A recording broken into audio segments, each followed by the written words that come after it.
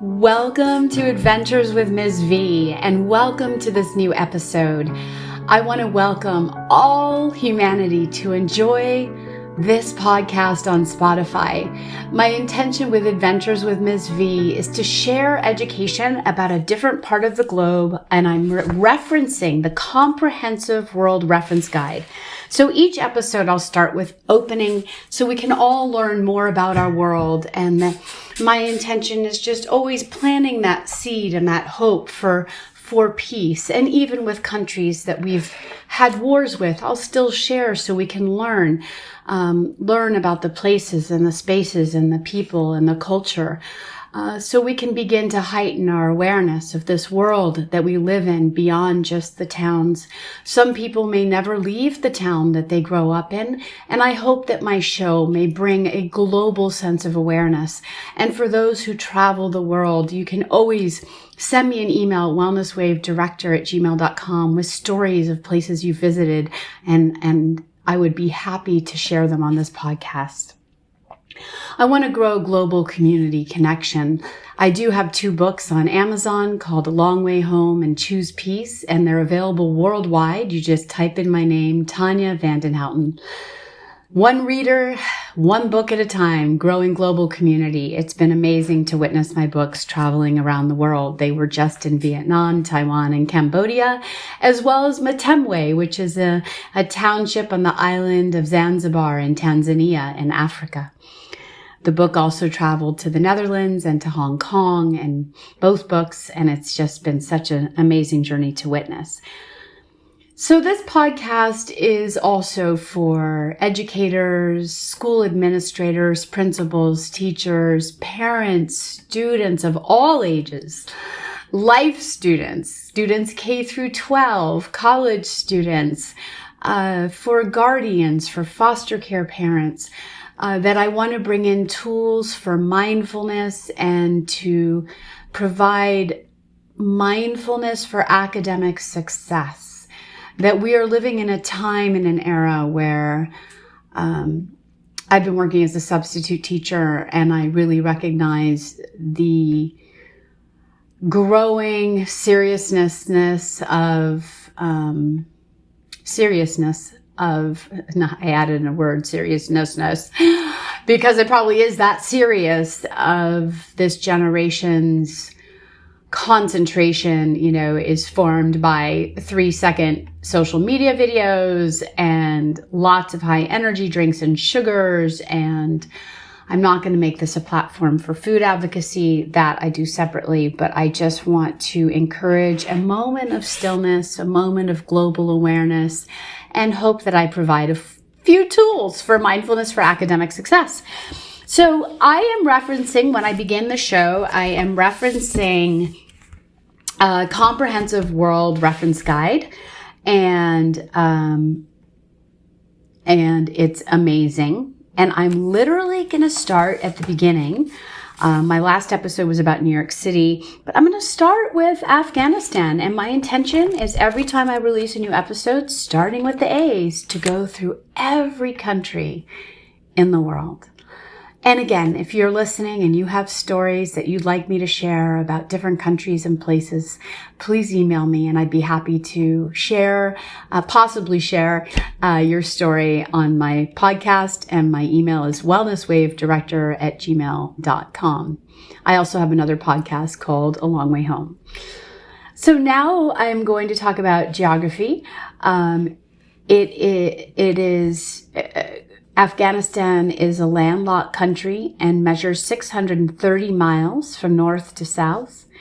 It has 3 main land regions: the Northern Plains, the Central Highlands, and the Southwestern Lowlands.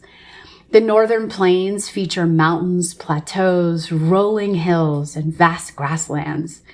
Its fertile soils can only be used for agriculture if water is readily available. The Central Highlands account for 2/3 of the country's area and are home to the Hindu Kush mountain range, which consists of rolling plains in the southwest and towering heights in the east. The southwestern lowlands consist mainly of deserts and semi-deserts. Fruits and grains are grown in the Helmand River Valley. I think it's pronounced the Rajestan desert lies in the south. The lifestyle in Afghanistan, again, I am reading from the Comprehensive World Reference Guide. I want to encourage everyone to buy one of these. It is absolutely incredible. The lifestyle in Afghanistan, most Afghans live in the valleys of the Hindu Kush mountain range. Over 80% of all Afghans make a living in agriculture. Most Afghans live in sun-dried mud brick homes, but a few urban Afghans live in modern homes or apartments. Some semi-nomadic Afghans roam the grasslands with their livestock during the summer and farm the rest of the year. Most of these Afghans live in goat hair tents. Most Afghans wear traditional clothing of brightly colored robes in the summer, covered by coats of sheepskin, quilted fabric, or felt in the winter. Most rural men wear a turban, which when tied a certain way indicates the ethnic group that they're from, and rural women cover their heads with a shawl, and some urban women wear a chadri, which is a full-length hooded garment covering all but the eyes. Staples of the diet include cheese, mutton, and rice. Flat loaves of bread are eaten at every meal, and dessert is usually fruit and nuts. Tea is the favorite drink. Almost all Afghans share the same religion, Islam. Religious leaders called mullahs are found in most villages or semi-nomadic groups, and mullahs influence their communities by interpreting Islamic law and educating the young. Children ages 7 to 10 are required to attend school because of a shortage of schools and teachers. However, not all attend. And only about 1/5 of all Afghans ages 15 and over can read and write. This is a dovetail into my next conversation in this podcast. Please let that sink in, that education in our countries is a gift, and that not all students are getting to go to school, and not all students in the world are getting to read and write.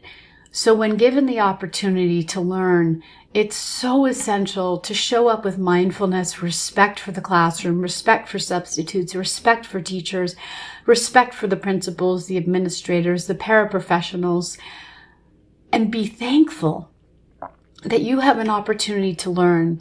Because here, as we just learned, many children in Afghanistan who are 15 and over can't read and write. But as a result of that, they tap into their creativity, which is so beautiful. And as a result, folklore and folk songs and folk dances play an important part in Afghan life. Afghanistan has a shortage of medical facilities, and because of this, as many as half of all the infants living in some parts of the country will die before they're 1 year old. Popular recreational activities include hunting and buzkashi, which is a game played by men of the northern plains in which dozens of horsemen tried to grab a headless calf, oh my, and carry it across a goal. That's pretty intense. But please let that sink in for a sense of measure that if you are listening in the U.S., that we are blessed. We do have issues in our healthcare system that are real and flawed and serious. That being said, think about this. Afghanistan has a shortage of medical facilities because of this. As many as half of all infants living in some parts of the country will die before they're even 1 year old. So we have many Afghans who cannot read or write after 15, and we have many children who are dying before the ages of 1 because of lack of medical care. Again, just when we grow global consciousness, we begin to get a measure of what we do have here in the U.S. This podcast is being recorded here. I believe it can be listened to worldwide. And to always come from spaces of gratitude and where can we show up more mindfully. And if you are a student listening to this, or a parent who can encourage your student to really show up with quiet. And if you are the distractor, the eye roller, the gossiper, the kid who talks too much, or the bully, Ask yourself how your behavior is impacting the learning environment for those who are really showing up and caring and wanting to build the foundation for their future. That education begins as early as kindergarten, and in fact, it's the most critical time because you are learning how to read and write. And remembering that curriculum is built stone upon stone, brick upon brick, that curriculum is a foundation that builds upon itself. So when you miss school or you're truant or you show up and you're just not listening and you don't care, you're going to be feeling like you're slipping behind. And you can change that primarily by showing up with respect and quiet. It is absolutely essential to have quiet in a classroom, so a teacher can properly teach a classroom curriculum, and that when a substitute shows up, it's not just a day of play. No, the substitute is paid to implement the curriculum that the teacher's left. So holding space where the teacher can teach and they're not focused on behavior issues, that's what's fair to the majority of the students who are showing up. I find that it's usually 3 to 5 students in every class that are disrupting the entire class, every class, all day long. And you have 20 to 30 kids who really care, that are the future doctors, the future scientists, the future teachers, the future therapists. And it is so essential to show up with mindfulness, respect, and kindness, and quiet. So if you're listening right now, I want to just invite you, when you start your day, to start with calm, to start with grace, to start with clear intention, and to ask yourself, how can you show up the best version of you? And to remember that our actions, and I have to look at this all the time, we all are flawed and growing and learning, and how our behavior and actions impact those around us, right? And be willing to learn, be willing to grow, be willing to change, be willing to say, ooh, maybe I could have done that differently. Or what was I taught in how I showed up? What behavior and how am I showing myself? Right? In what way do I want to show up? I thank you so much for listening. I want to honor time. I try not to go more than 15 to 20 minutes on each episode because I know we're living in a world of fullness. But I do want to pose a challenge. If you're listening right now, can you say out loud to yourself what book you are reading and who the author is? If you're not able to do that, I invite you to go get a book at the library or anywhere. Get a book today and know what book you're reading. If I run into you in the store, let me know you heard my podcast and let me know what book you're reading, or send me a message and let me know, wellnesswavedirector@gmail.com. Let me know what book you're reading and who you're reading it. I am reading Love, Life, and Elephants, an African love story by Dame Daphne Sheldrick. And it's an absolute incredible journey in Kenya, and she had created with her soulmate a sanctuary for orphan elephants and orphan animals who had lost their families.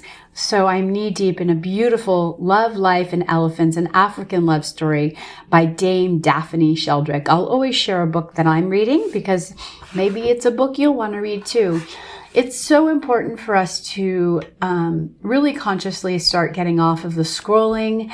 Hours can go by. I know I fall into it. There's so much. I get entertained on TikTok between the news, the funny people, and all the stuff, and YouTube. But we need to carve out the quiet time where we're reconnecting with reading and writing and drawing and writing the song you want to write, and that creative peace inside yourself that's calling you. And that only comes out of quiet and stillness and taking the time away from the phones. I know you're on a phone listening to this podcast, but I hope it's providing tools. So as it's the middle of the summer, let me know, or let yourself know, what book you're reading and who it's by. And may we retrain our brains to yearn, to grow creativity, and to be thankful that the story about Afghanistan the lack of education, the lack of medical centers, children dying before 1, children after 15, not knowing how to read and write, to give us a measure, a real measure, and to flip our script of always complaining to gratitude for what we do have and to be thankful. May we rise to our highest vibrations, and may we learn to lean into the highest version of ourselves. Thank you for listening to Adventures with Ms. V.